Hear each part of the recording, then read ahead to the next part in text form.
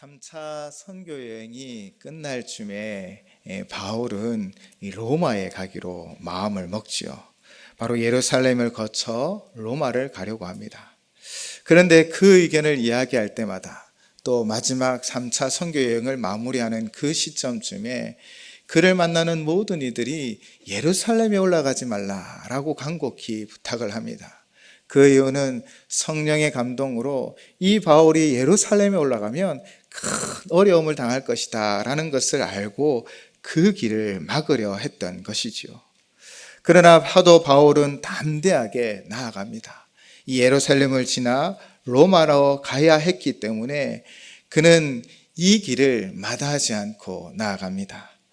왜 로마로 가려 합니까? 그 로마가 지금 온 세상을 다스리는 나라, 그 제국의 중심이기 때문에 그 로마를 복음화하면 그 복음이 이 제국 구석구석 더 빠르게 넓게 전파되어질 것이다 라고 생각했기 때문이죠. 그렇게 3차 선교여행 말미에 로마로 가기로 작정하고 또 예루살렘을 지나 로마로 가려고 하였지만 앞에서 말씀드렸듯 성령의 감동은 많은 사람들로 바울이 예루살렘으로 가지 못하게 하려 하였습니다. 그러나 그때 바울 사도의 고백을 우리는 다 기억하실 것입니다.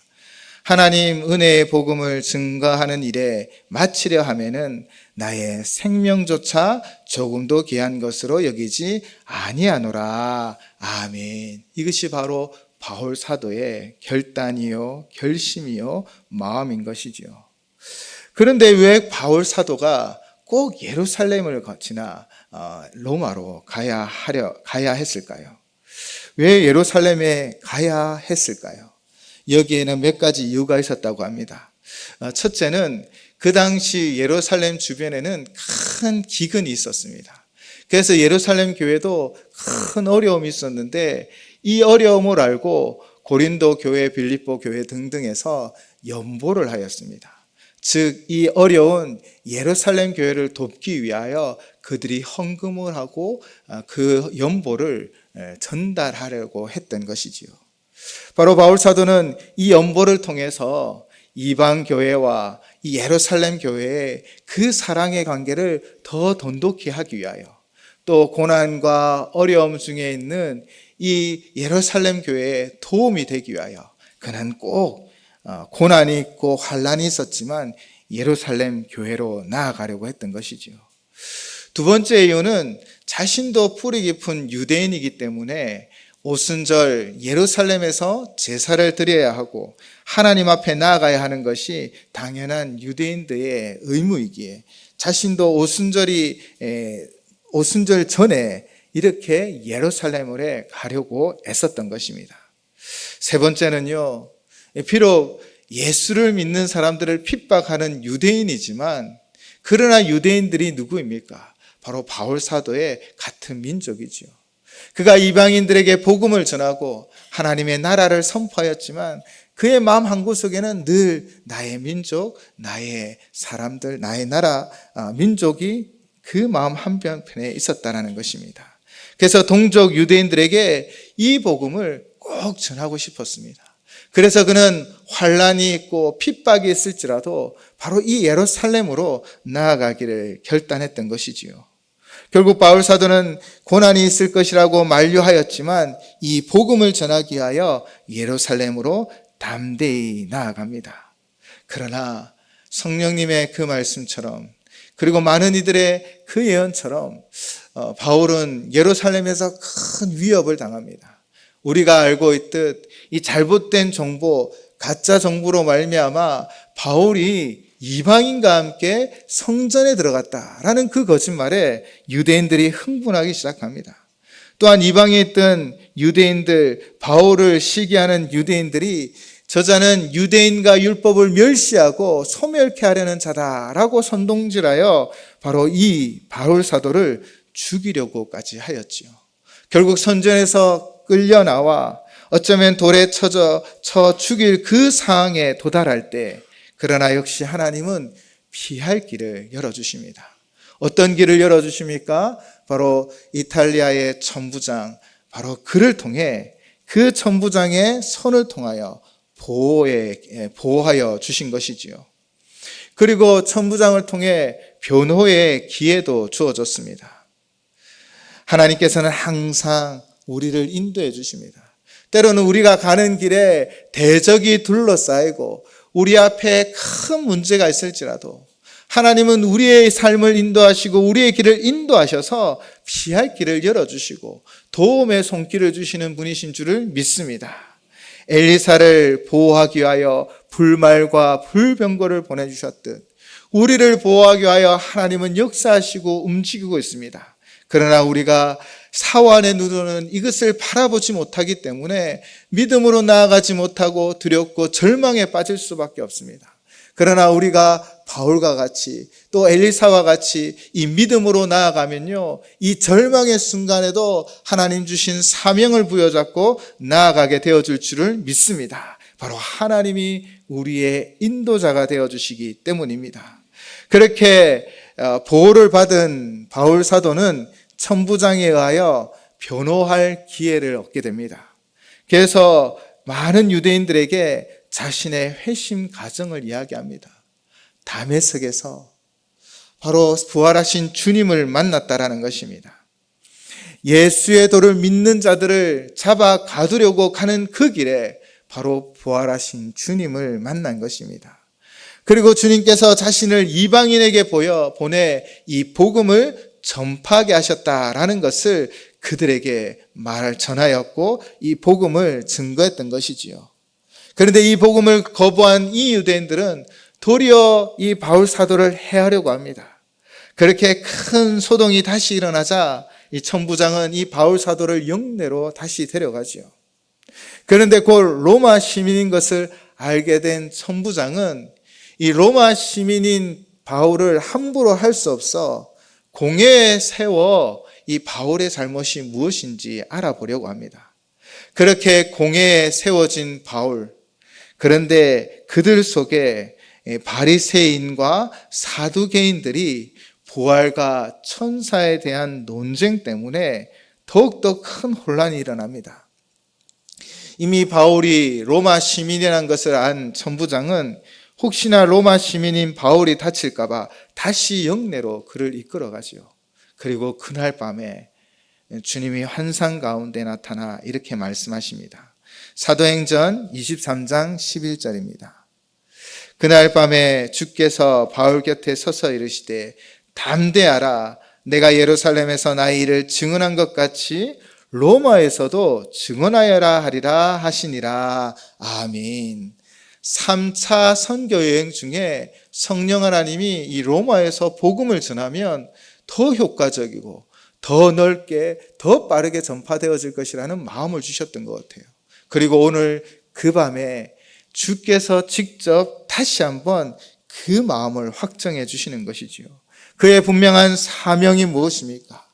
담대하라, 예루살렘에서 내가 증언하였듯 이 로마에서도 부활하신 주님, 그 십자가 사랑을 증언해야 할 것이다 라고 말씀하신 것이죠. 바울 사도는 이 사명으로 다시 한번 불타기 시작합니다. 그렇게 로마에서도 지금처럼 부활하신 주님, 우리를 구원하신 주님, 구원자이신 예수 그리스도를 증거하고자 나아가기를 원했습니다. 그런데 이런 사명을 받고 이런 사명이 불타오르는 그 순간에 그의 길이 순탄치 않습니다.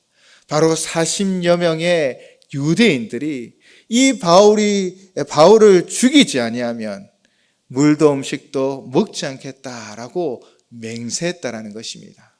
이 맹세라는 단어의 의미에는요, 저주받다라는 의미가 포함되어 있습니다.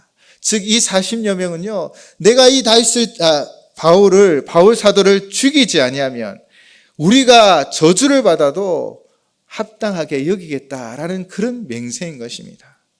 그렇게 사명을 받고 다시 한번 불타오르는 바울 사도를 향하여 이 40여 명의 유대인들은 살기가 등등하여 그를 죽이려고 하였습니다. 이런 위급한 상황에서 또 하나님은 어떻게 일을 하십니까? 생질, 즉 바울의 조카가 이 이야기를 듣고 바울에게 전달하고요. 또 그것을 천부장에게 전달하여 그날 밤에 470명의 군인의 호위를 받으며 총독 벨리스에게 나아갑니다. 이후에도 몇 번의 재판이 있었지만 바울은 로마의 시민권을 가지고 있었기에 로마 황제 가이사에게 재판을 요구하게 되어집니다. 그렇게 죄수 바울이 로마로 가는 길이 열리게 되었지요. 40여 명이 식음을 전폐하고 바울 사도를 죽이려고 했지만 그러나 놀랍게도 그들의 위협 때문에 도리어 바울 사도는 470명 군인의 호위를 받으며 총독 벨리스에게 나아갔습니다. 참 이것이 하나님의 은혜인 것이지요. 40여 명이 자신을 죽이지 않으면 우물과 음식을 먹지도 않겠다라고 하였지만 이 상황을 가운데 하나님이 어떻게 역사하셨습니까? 사람들이 볼 때는 우연히 바울의 조카가 이 이야기를 듣게 되었습니다. 우연을 가장한 하나님의 인도하심이 있다라는 것이죠. 바로 이전에는 천부장의 손길을 통하여 그를 구원하였다면 이제는 바울의 조카를 통하여 이 소식이 전달되어지고 바로 바울의 생명을 지키며 군사들의 호위를 받아 벨릭스 총독에게까지 나아가게 됩니다. 우리는 이것이 우연이다라고 생각할 수 있습니다. 그러나 하나님을 믿는 믿음의 백성들에게 우연은 결코 없습니다. 우리의 성공도 우리의 실패도 또 우리가 어정쩡한 상황에 있을지라도 하나님은 이 모든 것을 다스리고 계시며 그 가운데 계획하고 계심을 믿습니다. 반드시 하나님은 하나님의 계획을 이루어 가시는 것이지요. 낮에는 새가 듣고 밤에는 쥐가 듣는다라는 속담이 있습니다. 그러나 우리는 아닙니다. 밤이든 낮이든 하나님이 다 듣고 계심을 믿습니다. 사람의 속마음까지 다 아시는 하나님께서 그 모든 것을 아시고 피할 길을 열어주신 것입니다. 그리고 바울을 안전하게 베리스 총독까지 옮겨주신 것입니다. 우연이 아니라 하나님의 인도하심을 믿습니다. 그렇게 하나님은 그 길을 열어주어 바울이 로마로 가게 하는 이 길을 그 여정을 시작하십니다. 몇 번의 재판이 있었고 그 가운데 그가 가이사에게 재판을 받겠다라고 요청하였기에 이제 황제 부대의 백부장 율리오라는 사람과 함께 이 바울 그리고 다른 죄수 몇 명이 맡겨져 이탈리아로 가게 되어집니다. 그것이 오늘 본문 27장에 기록되어져 있습니다. 중간에 이탈리아로 가는 배를 갈아타야만 했지요. 그 배의 이름이 우리가 잘 알고 있는 알렉산드리아입니다. 그런데 이 여정에 바울 사도는 이렇게 권면하였습니다. 사도행전 27장 10절입니다. 말하되 여러분이여 내가 보니 이번 항해가 하물과 배만 아니라 우리 생명에도 타격과 많은 손해를 끼치리라 하되. 이는 단순히 바울의 어떤 느낌 또 정보, 지식에 의한 권면이 아닙니다. 원어를 살펴보면요, 이 사도행전 27장 10절에서 끼치리라 라는 이 단어는 두 단어가 합쳐진 합성어입니다. 끼치라는 단어는 에이미라는 헬라어인데 있다, 존재하다, 발생하다 라는 의미가 있고요. 리라라는 단어는 멜로라는 단어로 헬라 문헌에서는 이 필연성 또는 신의 정함이라는 뜻으로 해석되어지는 단어입니다. 즉 필연적으로 또 신의 정함에 따라서 의도되어지고 마음을 먹었고 생각하고 행해질 것을 분명하게 말하고 있다는 것이죠. 즉 바울 사도가 27장 10절에서 우리 생명에도 타격과 많은 손해를 끼치리라 라고 말한 것은요, 내 생각에는 아마 이런 것 같아요가 아니라 바로 성령의 감동이 그에게 있었기에 반드시 이 항해에는 어려움이 있을 것이다 라는 것을 말했다라는 것이지요. 그렇게 성령의 감동으로 이 항해를 피하려고 했지만 그러나 백부장은 죄수, 죄인 바울의 말을 듣지 않았습니다. 그는 누구의 말을 의지했지요? 바로 선주와 선장의 말을 듣습니다. 선장과 선주를 비롯해 대다수의 사람들은 이 지금 좀 불안한 기후 가운데서도 항해를 강행하려고 합니다. 그런데 이를 생각해 보면요, 다 이유가 있었습니다. 그것은 바로 그들의 욕심이 있었기 때문입니다. 선주는 항해 기간이 짧을수록 더 큰 이익을 얻는 겁니다. 그리고 선장은요, 지금 자신들이 머물고 있는 항구가 작은 곳이라서 이 여름 나기가 불편했습니다. 아마도 술집이라든지 여흥거리가 작았던 것 같습니다. 그래서 그들은 좀 더 쾌적한 페닉스로 옮겨가 그곳에서 편안하게 겨울을 지내고 싶어 했다라는 것이지요. 그래서 그들은 바람의 방향이 유리하게 불리고 좀 좋은 환경이 되자 곧장 이 길을 떠나려고 합니다. 그들이 가려고 하는 페닉스는요, 미항에서 해안으로 80km 정도 떨어진 항구입니다. 잔잔한 남풍이 불면요, 그 바람의 힘을 얻어 하루 정도만 항해하면 도착할 수 있는 거리였다라는 것입니다. 사실 그렇게 먼 거리가 아니기에 그들은 욕심을 내었던 것입니다. 그래서 순한 남풍이 불자 그들은 곧 출항합니다. 무사히 목적지에 도착하여 그들이 그곳에서 편히 쉴 것을 꿈꾸었죠. 그렇게 그들의 욕심대로 출항하였지만 그러나 갑자기 바람의 방향이 바뀌며 풍랑이 일기 시작합니다. 산으로부터 광풍이 불어닥치고 그로 말미암아 배는 흔들리기 시작합니다. 우리가 알듯 고대의 배들은 이렇게 동력이 없었습니다. 바람에 따라 움직여 갔기에 이 바람에 이 배는 어쩔 수 없이 정말 큰 위기를 만날 수밖에 없습니다. 그 강풍의 이름이 무엇입니까? 유라굴로였습니다. 이 이름은 헬라어와 라틴어의 합성어인데 북동풍을 가리키는 그 명칭인 것입니다. 그래서 항해자들은 이런 갑자기 부는 이 북동풍이 있을 때 유라굴로라고 말했다라는 것이지요. 이 강풍을 맞이하게 되자 이 선원들이 어떻게 행하였을까요? 우리가 봉독하지 않았지만 16절부터 19절까지는 이 선원들이 어떻게 행하였는지 그 모습이 기록되어져 있습니다. 16절을 보시면요, 바람을 따라가다 보니 배는 그레데셈에서 약 30km 거리에 있는 가우다라는 작은 섬을 지나갈 때였습니다. 그때 강풍으로 말미암아 풍랑이 크게 이니 이 선원들이 거룻배를 가판위로 끌어올립니다. 왜 그 배를 끌어올려야 했습니까? 풍랑이 크게 일기 시작하자 이 뒤에서 끌고 오던 거룻배가 이 배에 부딪혀서 사고가 날 수도 있고, 또 이 거룻배는요, 탈출선이기도 하기 때문에 이 배를 안전하게 보호하기 위하여 가판 위로 올려 묶었던 것입니다. 그리고 17절을 보면요, 선원들은 배가 리비아 해안의 스르디스, 즉 모래톱에 걸릴까 두려워서 닻을 내리고 그냥 표류할 수밖에 없었다는 것입니다. 선원들의 모든 수고와 노력에도 불구하고 계속 풍랑이 일고 바람이 부니 이 풍랑 가운데 물이 아마도 배에 차 들어오고 이 배가 점점점 더 무거워지자 18절을 보시면요, 그들은 하늘 수 없어서 모든 화물들을 바다에 버리기 시작합니다. 그렇게 배를 가볍게 하려 하지요. 그리고 19절을 보면 사흘째 되는 날에도 배를 가볍게 하는 작업은 계속되어졌다고 합니다.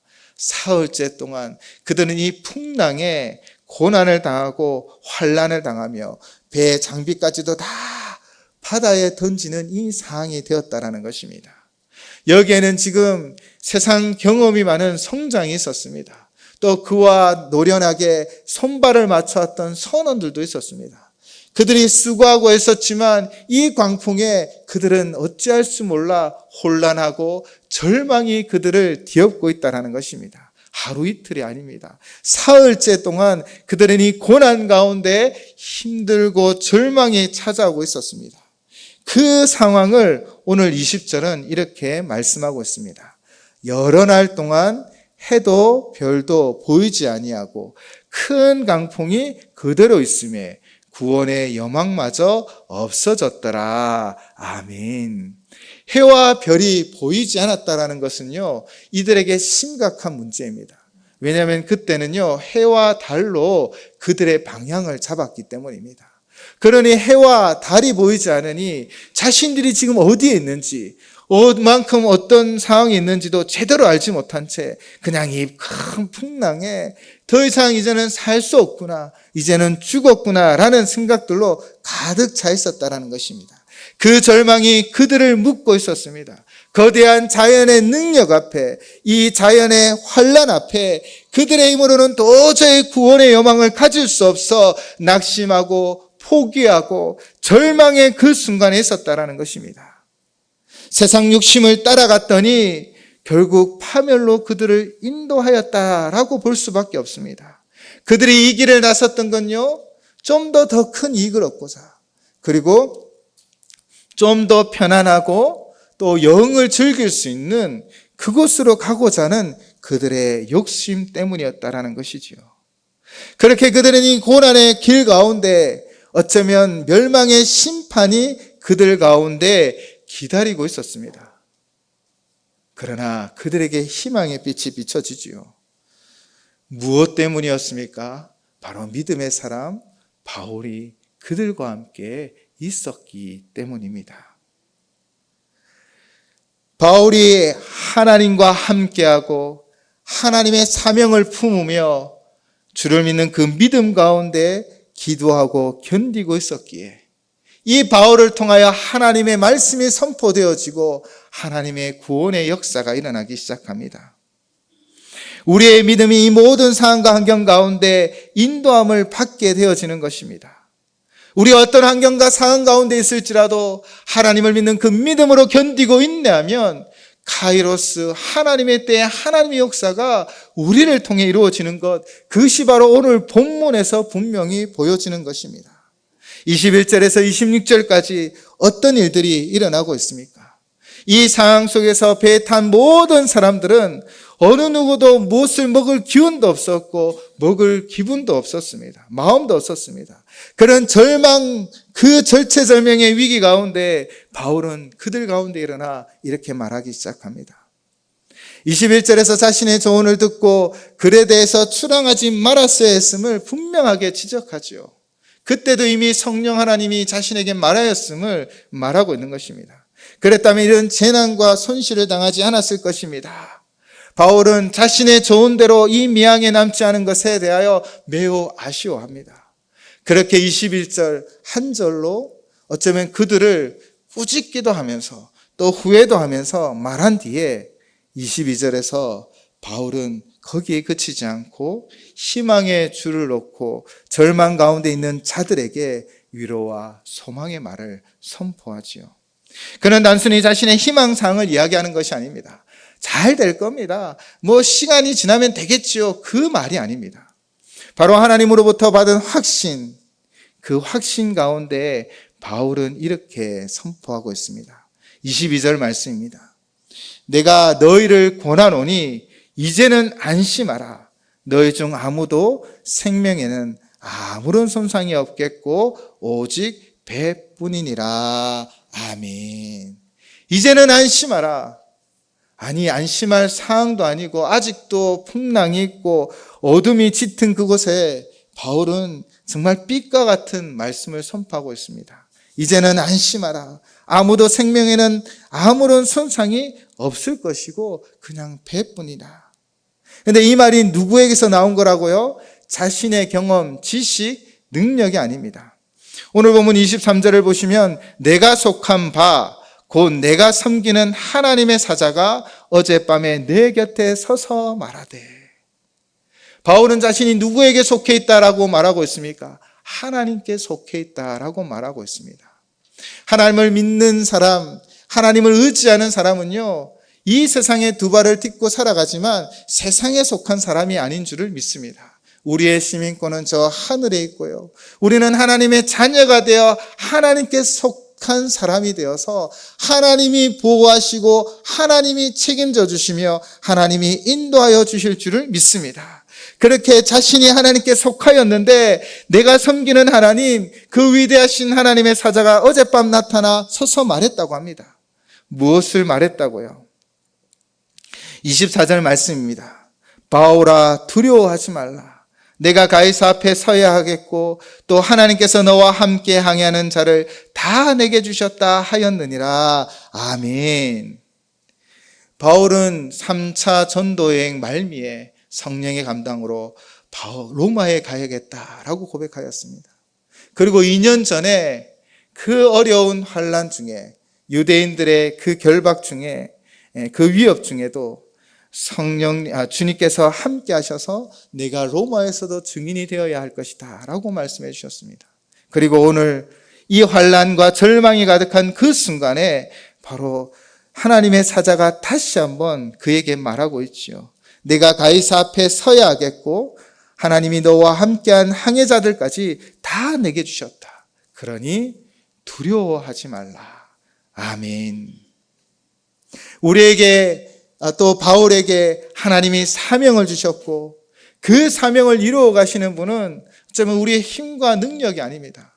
바로 하나님 그분이 이루어 주시고 인도하여 주시며 피할 길을 열어주시고 도움의 손길을 붙여주시며 역사하여 주실 줄을 믿습니다. 바로 이 사명에 불타는 바울에게 오늘도 주님이 찾아오셔서 하나님의 사자를 통하여 위로하시고 격려하시며 말씀하십니다.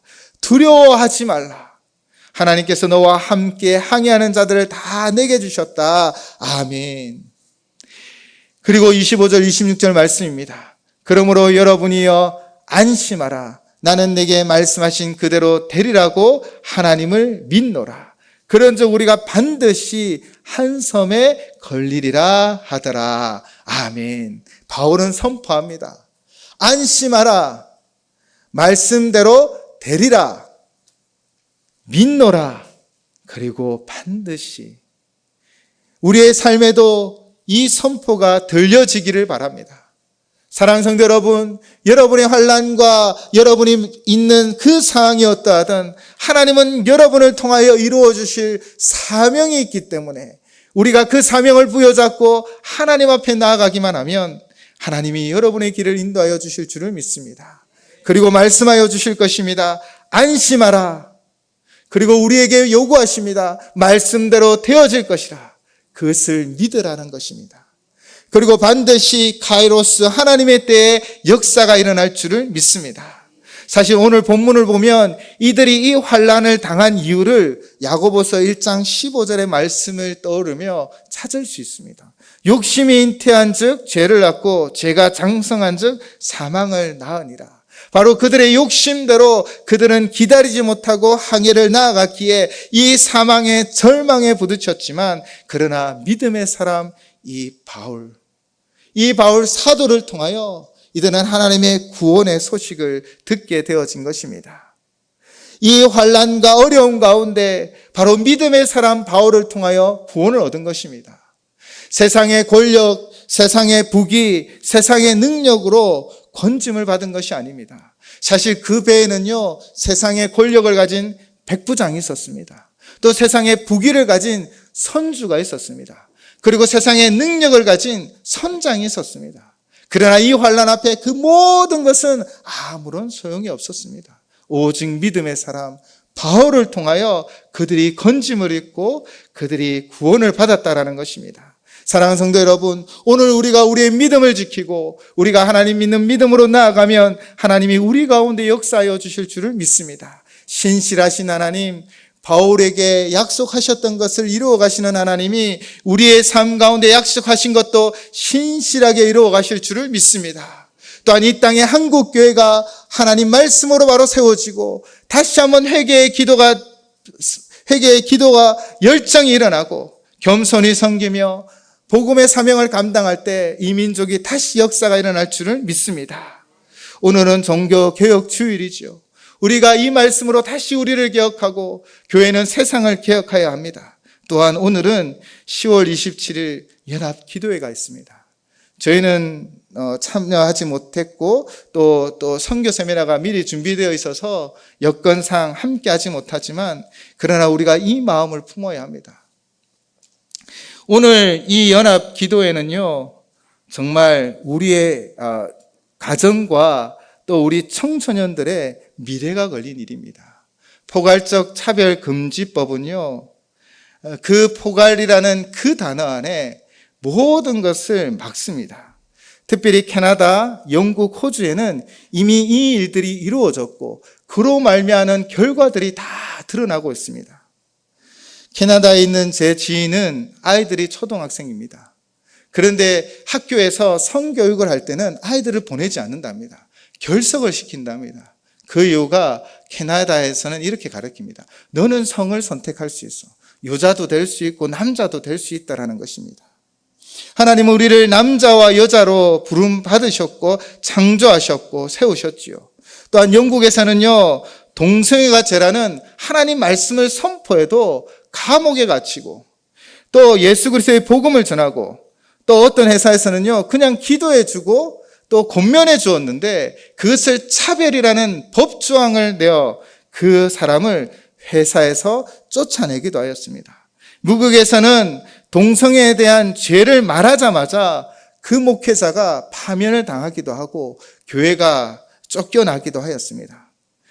이 캐나다, 영국, 미국 등 우리가 선진국이라고 말하는 그 모든 곳에서 이미 포괄적 차별금지법은 실행되어지고 있는데 그로 말미암아 청소년들이 성의 혼란으로 말미암고 또 그들 속에 일어나는 지금 여러 가지 질병이 분명히 이들의 문제가 있음에도 불구하고 말을 할 수가 없습니다.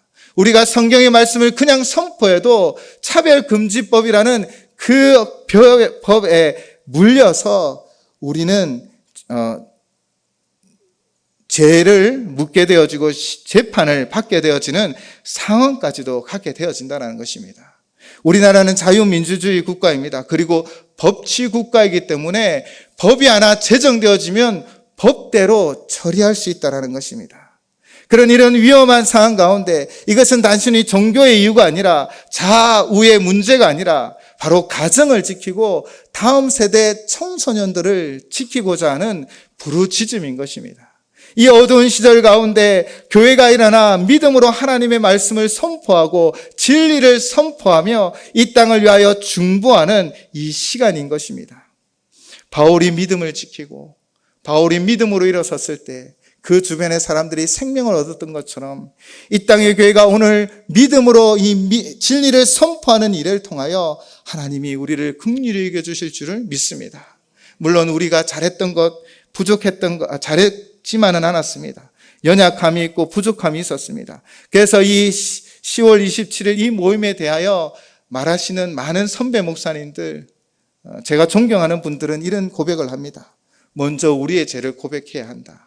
우리가 빛이 되지 못했고 소금이 되어지지 못했다라는 것입니다. 그래서 우리 이 시간 우리가 함께 동참하지는 못하지만 함께 기도하며 나아갔으면 좋겠습니다. 하나님, 우리는 법치국가이기 때문에 포괄적 차별금지법이 제정되어지면 그 법을 통해 수많은 핍박과 또 진리가 선포되어지지 못하고 가정이 붕괴되어질 것이고 우리 청소년들이 너무나 혼란을 겪게 되어지며 또 그 일로 말미암아 지금 선진국에 일어나는 수많은 질병들의 문제들이 우리 가운데 있는 것이 너무나 뻔한 일입니다. 하나님, 우리나라를 지켜주십시오. 하나님, 이 법이 제정되어지지 아니하고 하나님의 공의와 진리가 선포되어지는 이 나라 되게 하여 주옵소서. 먼저 우리가 빛과 소금이 되지 못한 것들을 다 용서하시고 이 땅을 긍휼히 여겨주시고 또 하나 기도 제목은 하나님, 우리가 정말 믿음의 사람으로 바울처럼 서 있게 하여 주십시오라고, 어떠한 환경과 상황 가운데서도 무너지지 아니하고 믿음으로 서가는 우리가 되게 해달라고 우리 그렇게 잠깐 기도하는 이 시간이었으면 좋겠습니다. 함께 기도하시겠습니다.